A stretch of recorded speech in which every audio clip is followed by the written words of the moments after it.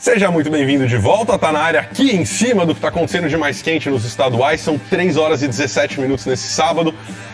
Os times grandes encaram os estaduais cada um de uma maneira, né? Vão testando times, quando o campeonato vai ficando mais sério eles vão também aumentando a intensidade e a seriedade.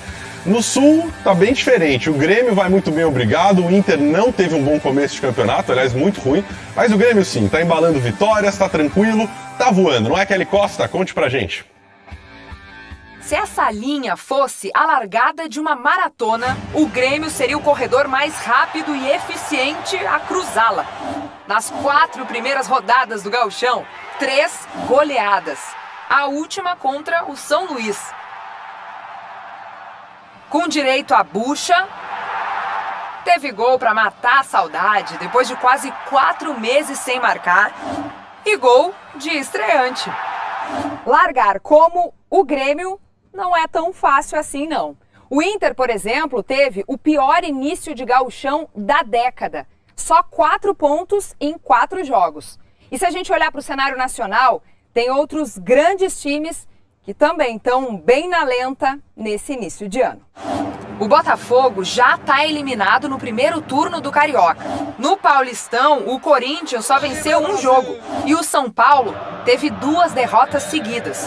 No Mineiro, o Cruzeiro só conseguiu empates nas últimas 2 rodadas. Os outros campeonatos, os outros estados, eu começo a pensar nos adversários no Campeonato Brasileiro, Copa do Brasil, sei lá, Libertadores. Mas não dá pra negar, é bom demais ser líder isolado, né? O Grêmio também tem o melhor ataque com 12 gols e a melhor defesa. Só 1 gol sofrido até agora. Então eu não vou falar pra vocês que tá tudo a mil, tá tudo bonito, que daqui a pouco nós vamos tropeçar e as pessoas vão falar, mas você não falou que tava tudo certo? Não.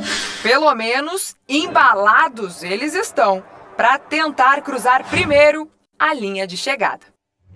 É isso, o Inter já, como a gente dizia, não está com um início de ano tão tranquilo, né? Vem tendo alguns problemas, tem que se arrumar porque as competições importantes estão chegando. Mas o próximo jogo do Inter é só na segunda-feira contra o Brasil de Pelotas, ó, tá aqui o convite para você, aquela rodada de segundona.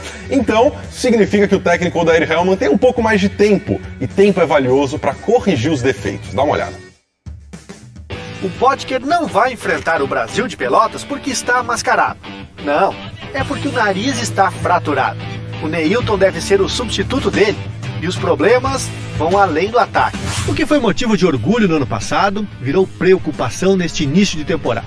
O sistema defensivo tem causado dor de cabeça por aqui. Em 2018, durante o Brasileirão, o time chegou a ter uma das melhores defesas. Ficou 7 rodadas sem sofrer gol. Mas começou 2019 vazando.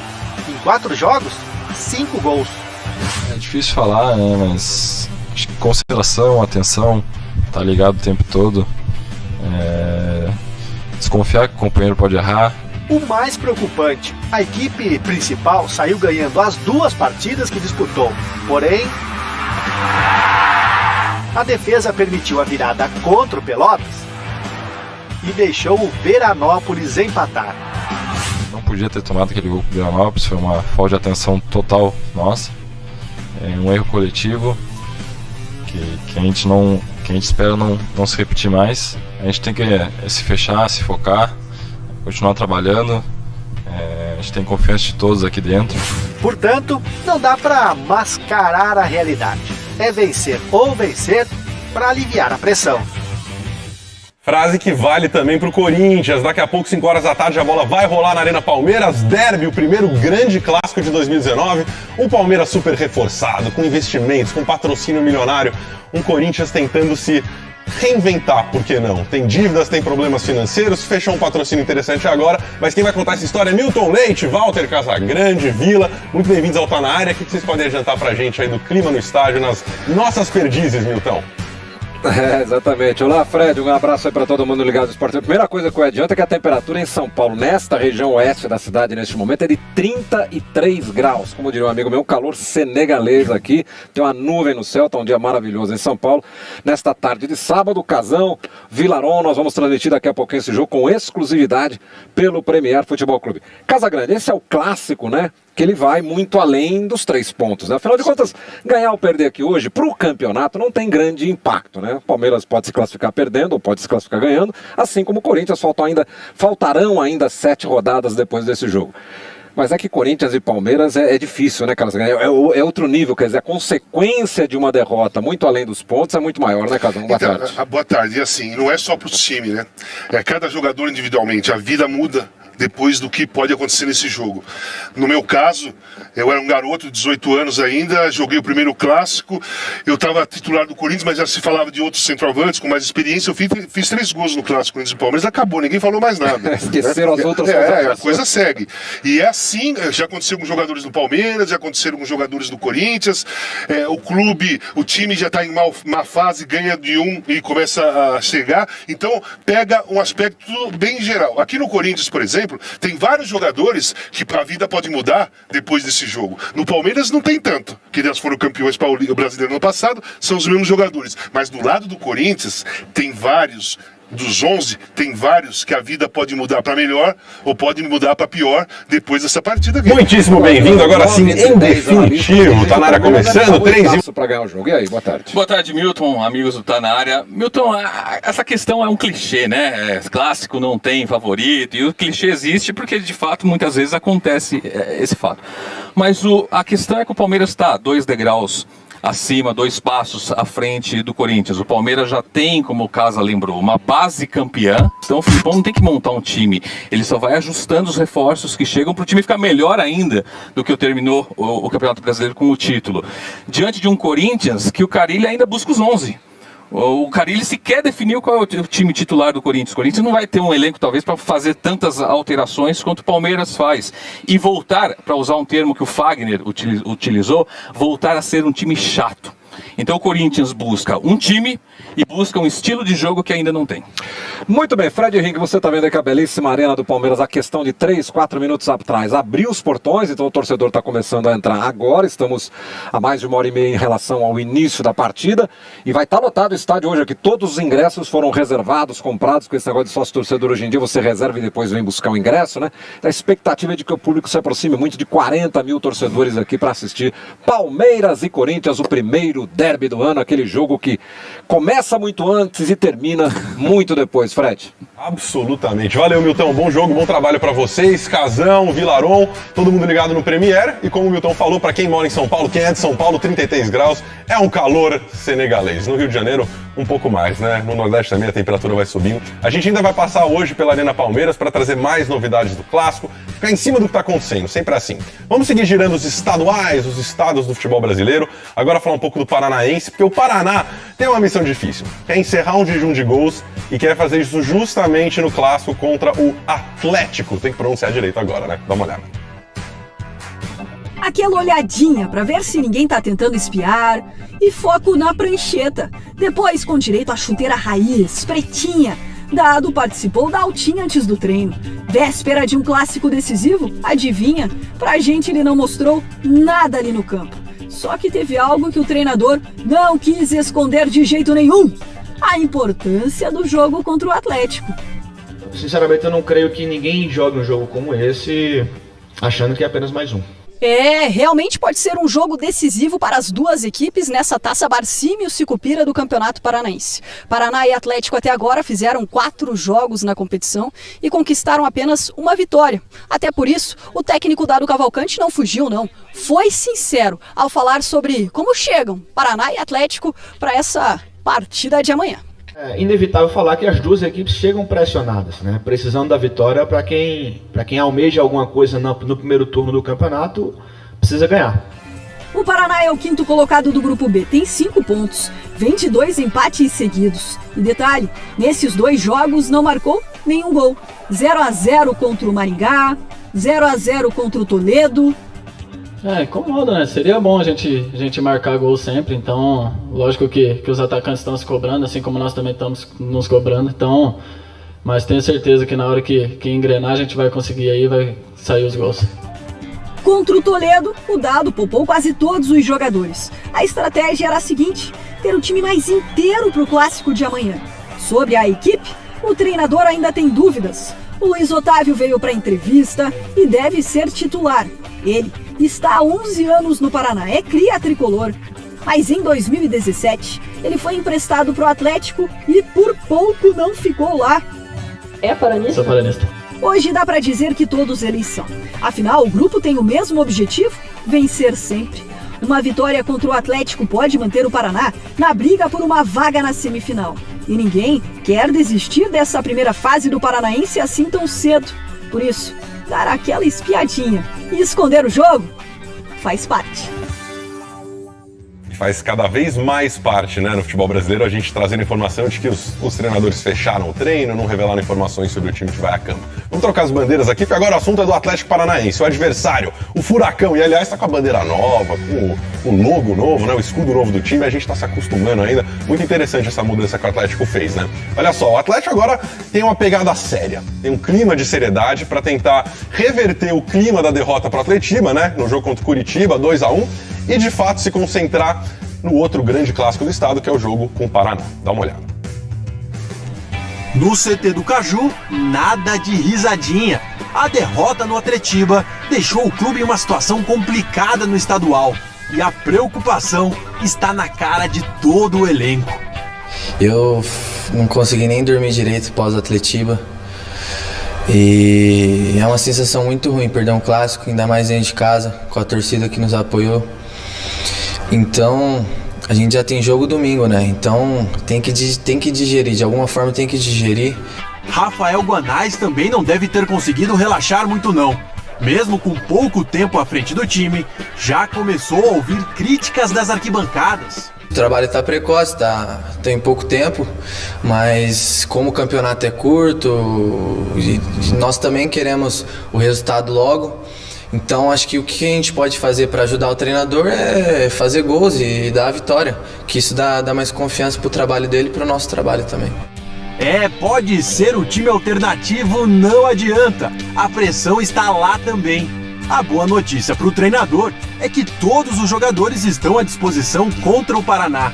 Isso significa que Guanais pode escalar pelo terceiro jogo seguido a mesma equipe. E uma vitória amanhã é fundamental para o Atlético continuar sonhando com uma vaga na semifinal do primeiro turno do campeonato. Neste momento, o time do técnico Rafael Guanais é o quarto colocado do Grupo A, 3 pontos atrás do Londrina e do Operário. Por exemplo, se o Furacão empatar na Vila Capanema, vai precisar secar o Tubarão, o Fantasma e o Toledo. Se 2 deles vencerem, o Atlético está eliminado. Vai ser mais um jogo difícil e a gente ainda tem chance, então o trabalho continua, a nossa equipe está em evolução e acho que tem tudo para dar certo. Está nos pés deles a sobrevivência do Atlético no primeiro turno e, por que não, trazer um pouquinho mais de tranquilidade ao treinador rubro-negro. Clássico é clássico, não tem jeito. Olha só, ontem, sexta-noite, né? Sextou pra muita gente. Pra você, foi pra balada, curtiu uma festa, uma night, depende como você chama. Bom, no Japão, a balada foi assistindo a final da Copa da Ásia. Era um evento importante, uma chance diferente de acompanhar o time japonês, mas não teve muita festa, não. A balada ficou pro outro lado, pro Catar. O Carlos Gil vai explicar pra gente como foi, e foi com uma vitória convincente. Sextou, final de campeonato na noitada, saindo da faculdade, do trabalho, reunindo os amigos e curtindo a noite agitada de Tóquio. Tinha tudo para ser festa completa. Não tem como o Japão perder essa, é a voz da confiança. O Catar fez uma boa campanha, não levaram gols até agora, é preciso cuidado. Rebate a voz da cautela. E todas as vozes, juntas, se unem para apoiar, rumo ao pentacampeonato asiático. Depois da boa Copa que fizeram na Rússia, os samurais azuis voltaram a empolgar, especialmente a garotada, muito ligada nos clubes e craques do futebol europeu. O ambiente combina e muito com o atual momento da seleção. É um Japão renovado, motivado, diferente e que tem agradado a torcida. Elogios ao novo treinador, Hajime Moriyasu, mas a lembrança de que o time, às vezes, tem dificuldades de marcar gols. Eles estão mesmo acompanhando, porque a falta de finalizações foi um dos pecados que levaram o favorito Japão a ser surpreendido por um inspirado Catar. Do artilheiro Almoez, que abriu o placar com um senhor golaço. o 9º dele na Copa da Ásia, recorde absoluto em uma só edição do torneio. O que ainda parecia só um susto para os japoneses, virou preocupação mesmo quando os adversários fizeram o segundo. E outro lindo gol, dessa vez de Aziz Hatem. Ainda acredito na virada, disse o torcedor no intervalo.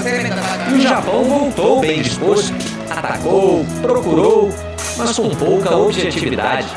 O toque sutil de Minamino, depois de um bate-rebate, fez a balada ferver.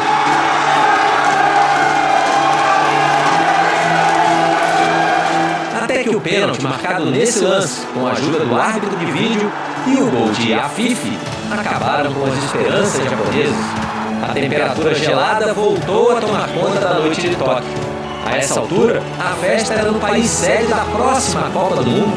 Título inédito, troféu mais importante da história do futebol do Catar. Treinado por um espanhol, Félix Sanches, com um artilheiro nascido no Sudão, mas base nascida e formada em casa. E com metade dos campeões com menos de 23 anos. Hoje o Catar está entre os melhores da Ásia. Fizemos história aqui, disse o goleiro Al-Sheikh. O resultado não veio do nada, veio do esforço e da determinação, completou o zagueiro Al-Hawi. E uma dose de premonição. Xavi, o craque espanhol que joga atualmente no Catar, tinha dito a um programa de TV local. A final seria entre Catar e Japão, e daria Catar. Fez valer o posto de embaixador da Copa. E os donos da casa terão agora mais 3 anos para, quem sabe, aprontar uma surpresa ainda maior. Parabéns ao Qatar, que também fez bonito com clubes no Mundial de Clubes. Aliás, é uma conquista histórica para o país que tem nessa Copa da Ásia, acho que sua maior conquista, né, de todos os tempos, para cima de um que seria um pentacampeão do Japão. O Paris Saint-Germain ainda no futebol internacional e também relacionado ao Qatar, porque não, né, tem dinheiro sempre indo por ali. Tem um clássico nesse domingo contra o Lyon, mas a história não é o clássico, é que é mais um jogo do PSG sem Neymar.